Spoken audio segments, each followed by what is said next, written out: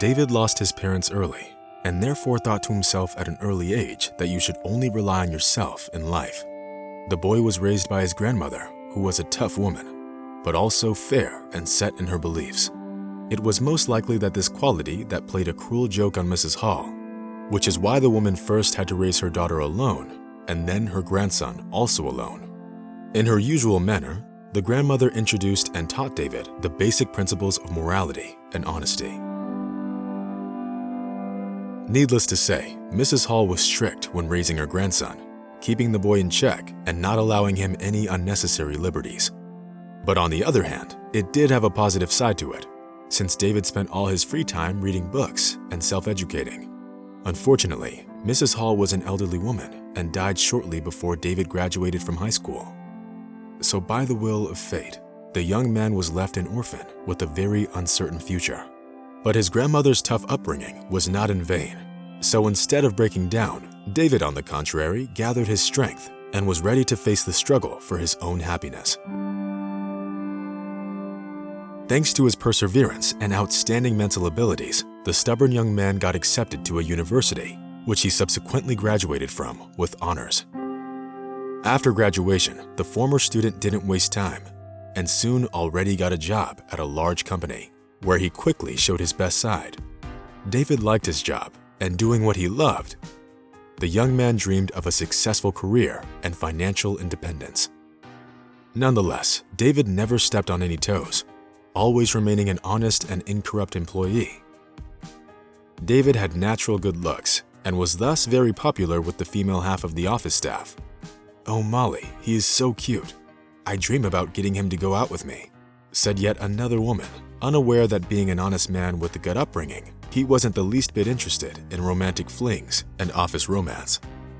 David was very opposed to any flirting at work, which helped him quickly gain the reputation of a professional in his field.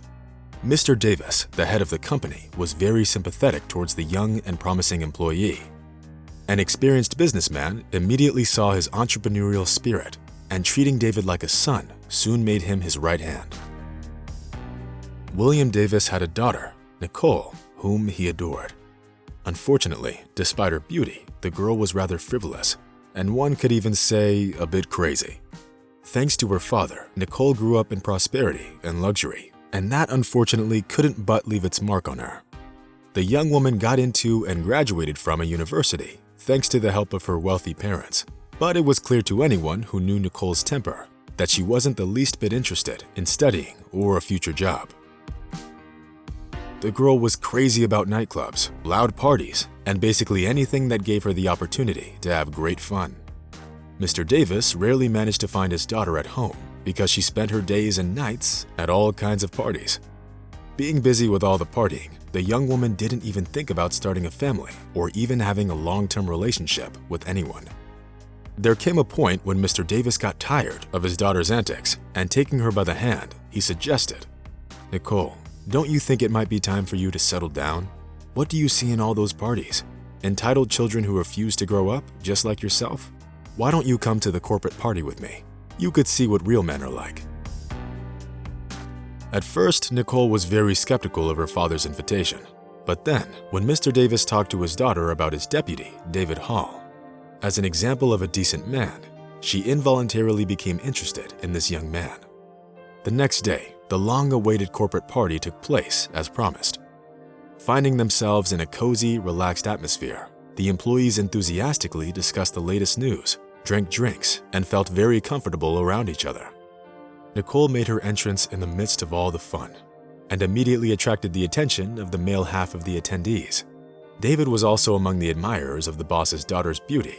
His heart fluttered with joy at the sight of the pretty woman. Many of the company's employees tried to get the attention of the unapproachable young woman, but to everyone's admiration, she chose David.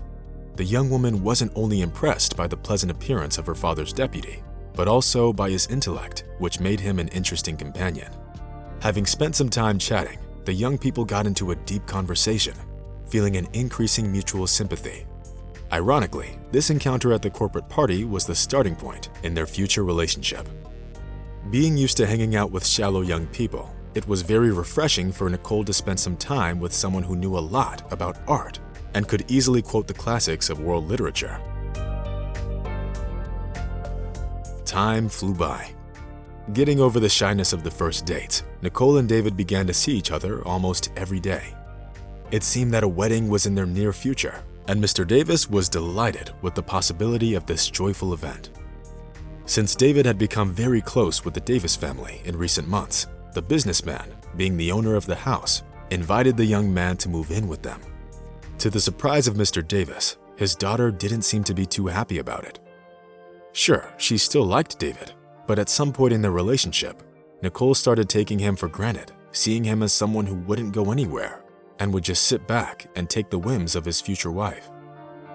And overall, Nicole's behavior had gotten rather strange lately. The girl became very secretive, often hiding out in her room. Since David didn't want to ruin his relationship with people who treated him like their own son, he simply decided not to focus on the strange behavior of their daughter.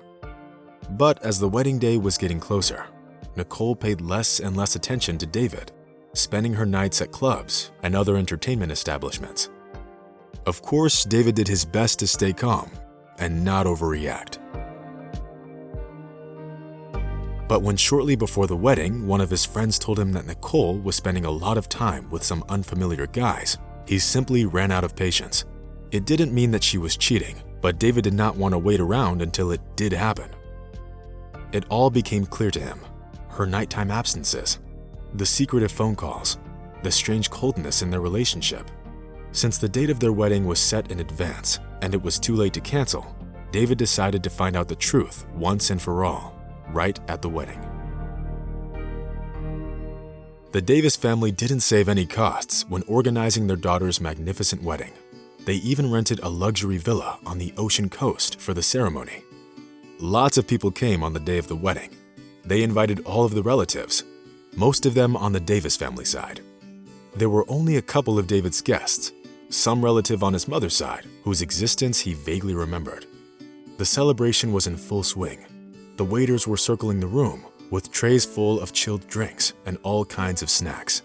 There was live music, which gave the event an atmosphere of luxury and wealth. Finally, it was time for the toasts. Rightfully, the first person to speak was Mr. Davis, who expressed his joy and admiration that his daughter was marrying such a wonderful young man. All this time, David only smiled mysteriously, not letting anyone in on his true intentions. Meanwhile, Nicole has gotten used to the role of the bride and seemed to be extremely happy. Everyone's attention was obviously focused on her, so when it was David's turn to say his toast, the groom already knew that he would say everything he had been keeping inside lately. To make sure he was heard, David got up and, clearing his throat, turned to the bride's parents. "Mr. and Mrs. Davis, I love you very much and treat you like my parents." After his words, the guests immediately broke into cheers and applause of approval. When the emotional reaction to his words subsided a little, David continued, addressing all the guests. "Please forgive me, but I can't live this lie any longer." The guests started to whisper in bewilderment, asking for an explanation. So, turning pale, the groom pulled himself together and told all their guests everything he knew about Nicole's adventures and her views on honor and fidelity. Needless to say, David's words shocked everyone. Nicole's face turned red with shame.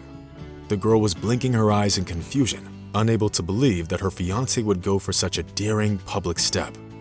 Yes, what David did and how he did it would definitely have an effect on his future, but not the best one.